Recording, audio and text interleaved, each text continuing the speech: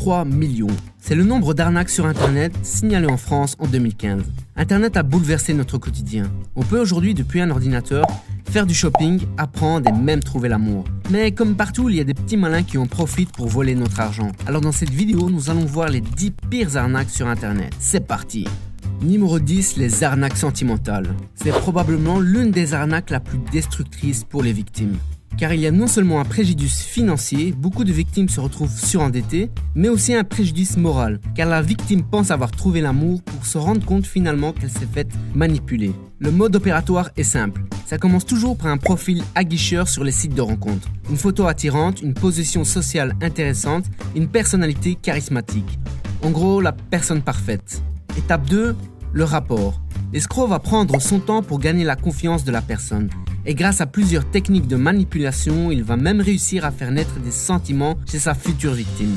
Étape 3, le problème. Enfin, la dernière étape, il va toujours y avoir un problème de dernière minute. C'est à ce moment-là que les premières sommes d'argent sont demandées, pour payer des frais médicaux, pour un problème avec la justice, etc. Et il ne va pas hésiter à lui soutirer de l'argent jusqu'à ce que la victime ne puisse plus payer, ou jusqu'au moment où elle comprenne ce qui se passe vraiment. Numéro 9, les arnaques aux petites annonces. Avec le succès qu'ont connu les sites de petites annonces ces dernières années, ça a attiré un bon nombre d'escrocs. Alors pour ces arnaques, il y a plusieurs variantes et ça n'arrête pas d'évoluer.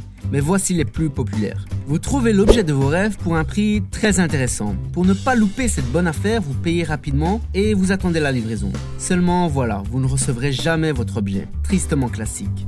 Comme la précédente, vous vous intéressez à un objet. Sauf que cette fois-ci, c'est un peu plus subtil. L'escroc vous dira qu'il vous fait confiance et qu'il vous a déjà envoyé l'objet. Seulement quelques jours plus tard, il vous annonce qu'il y a un problème et qu'il faut payer des frais de douane ou autre chose. Et si vous payez, vous avez perdu.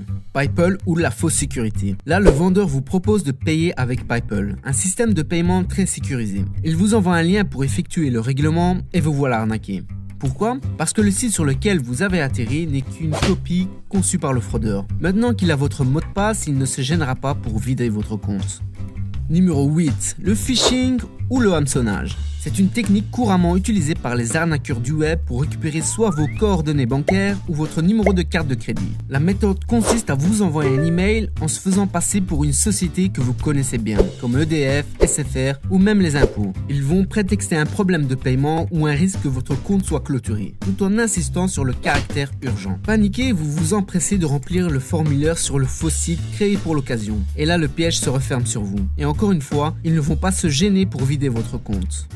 Numéro 7. Les arnaques aux dons.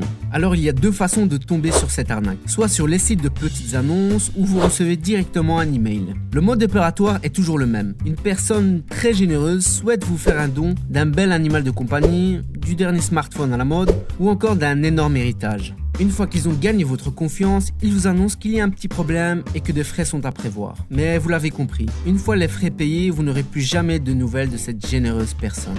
Numéro 6. Les HYIP. Voici l'une des arnaques la mieux ficelée qui peut rapporter très gros à ses auteurs. Les HYIP se font passer pour des sociétés d'investissement qui vous proposent de gagner de l'argent sans rien faire. Il vous suffit de leur confier votre argent et de récupérer les gains quelques semaines plus tard. Mais en réalité, aucun investissement n'est réalisé. C'est une simple chaîne de Ponzi. Les anciens investisseurs sont payés avec l'argent des nouveaux. Au début, les HYIP donnent vraiment de l'argent à leurs futures victimes. Mais c'est juste pour gagner leur confiance, les inciter à mettre plus d'argent et pour se tailler une bonne réputation pour attirer toujours plus de pigeons. Et une fois que leur caisse est bien remplie, ils clôturent le site et se barrent du jour au lendemain avec l'argent. Numéro 5. L'arnaque de la gendarmerie. Vous surfez tranquillement sur le web à la recherche de votre film préféré et là soudain une fenêtre s'affiche. C'est la gendarmerie nationale qui vous annonce que vous avez fait quelque chose d'illégal et que vous avez été pris la main dans le sac. Maintenant il faut payer une amende pour déverrouiller l'écran et continuer à utiliser Internet. Évidemment, la gendarmerie n'a rien à voir avec tout ça. Ce sont juste des escrocs qui utilisent un script pour bloquer votre navigateur. Il suffit souvent de redémarrer votre ordinateur pour le débloquer. Numéro 4. Les abonnements forcés. Là, c'est une arnaque très subtile qui frôle l'illégalité. Ça commence toujours avec une offre très alléchante qui vous propose de tester un service payant gratuitement ou juste pour 1 euro. Vous vous laissez tenter, mais quelques jours plus tard, votre carte de crédit est débitée de presque une centaine d'euros. Vous vous demandez pourquoi? Simplement parce que vous n'avez pas lu les conditions générales de vente. Écrit en tout petit au paragraphe 15 alinéa 3 qui stipule que si vous n'annulez pas votre abonnement gratuit dans les 24 heures, la société a le droit de débiter votre carte de crédit du montant de l'abonnement. Le pire, c'est que cette arnaque est totalement légale.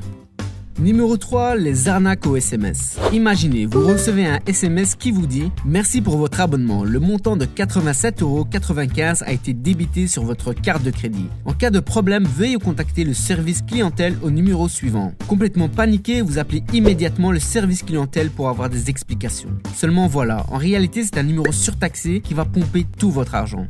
Numéro 2, les options binaires. Bonjour, dans cette vidéo, je vais vous montrer comment j'ai gagné plus de 9000 € en moins d'1 mois en utilisant l'option Navigator. Vous êtes sûrement déjà tombé sur ce genre de publicité. Ce sont des pseudo-entreprises de bourse en ligne qui vous promettent de gagner de l'argent grâce à une méthode d'investissement infaillible. Seulement, en réalité, elles ne sont même pas liées à la bourse. Ils vont utiliser plusieurs stratégies pour vous faire recharger votre compte un maximum de fois et vous ne verrez plus jamais la couleur de votre argent.